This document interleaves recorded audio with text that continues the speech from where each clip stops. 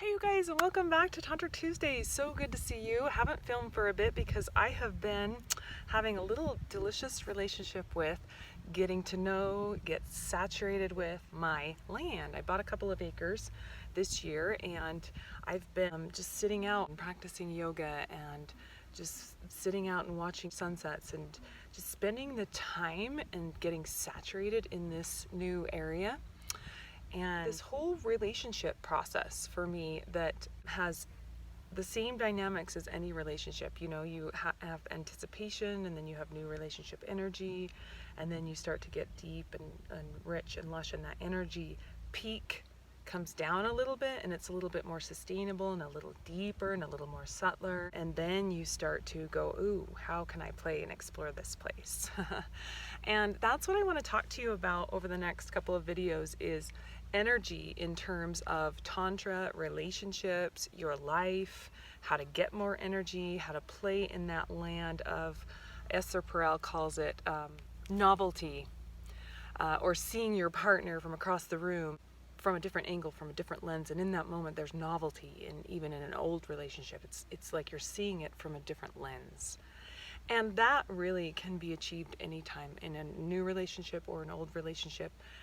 Even if you've been together with a person for 25 years, I have glimpses, moments every single day where I see a new layer or facet, or I see my lover and partner from a different lens. And it's like that brand new, delicious, inspiring, creative energy that you get from a new relationship where you're like, all the possibilities are out there. But the cool thing is when you play at that level, you don't have to worry about that spiking you and kicking you into, you know, that land of hormones and chemicals and not thinking clearly and making poor decisions. So there's a way to play in relationship where you balance that kind of energy that you bring into the relationship. And it does go up and down, and it's good to play up, and it's good to get in the deep, lush, rich lows where it's like bassy and slow and detailed. And then also in the like the high energy range where it's like peak orgasm kind of versus like this slow, long, juicy. I can hold the space for the energy of this orgasm to slowly uncoil through my body and rise up, and then I just play with it and there and allow it to rise up, and I play with it there, and then and there's a way to be in that place that has nothing to do with sex. You can just tap into that kind of orgasmic energy in your body anytime. That is an accessible thing without connecting to another human being. But what really is cool about when you connect to another person, it's like both of you're playing, and it's a fun, delicious place to explore, and we should be exploring that area and space. And I don't think we are, because I don't think we know how to. For most people know how or what that is. And in terms of energy, another aspect of it is we all want more energy so we can connect. And you know, it's not like, oh, I'm so tired at the end of the day, I don't have the energy to have sex or connect with my partner. It's like, oh no, this I've learned is a positive feedback loop. When I feed this and when I nourish this, oh, it fills me up and it gives me more energy. And then also in terms of yin yang energy, masculine feminine energy has nothing to do with males or females, just has to do with the outgoing type of energy or the giving type of energy in sex. The I'm taking the lead and I'm playing, and you know, versus the receptive incoming. I'm going to allow myself to be penetrated, allow myself to experience pleasure.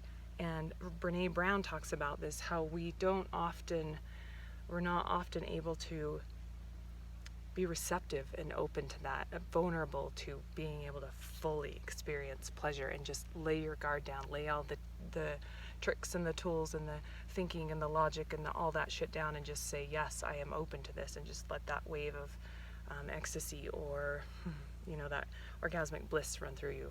And when you play in these areas, you can play in these areas outside the sexual realm, and just when you're connecting with other people in everyday world, or you're just riding your bicycle, or it just helps you be able to hold the space for joy and that kind of blissful orgasmic energy throughout the rest of your life.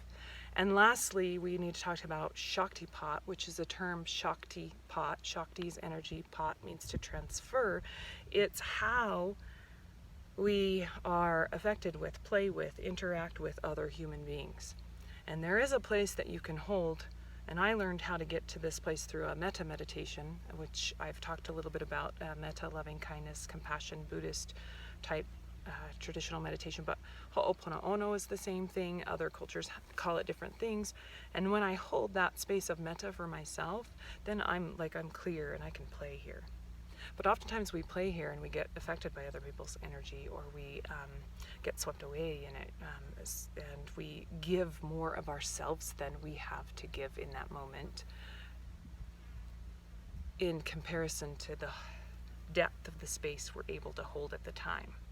So when we drop the depth down and we can hold this deep knowing space within us,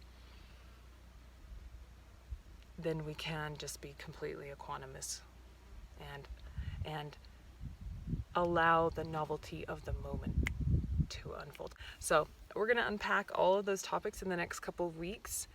I'm excited to share that part of the journey with you, and hope you join me. Namaste.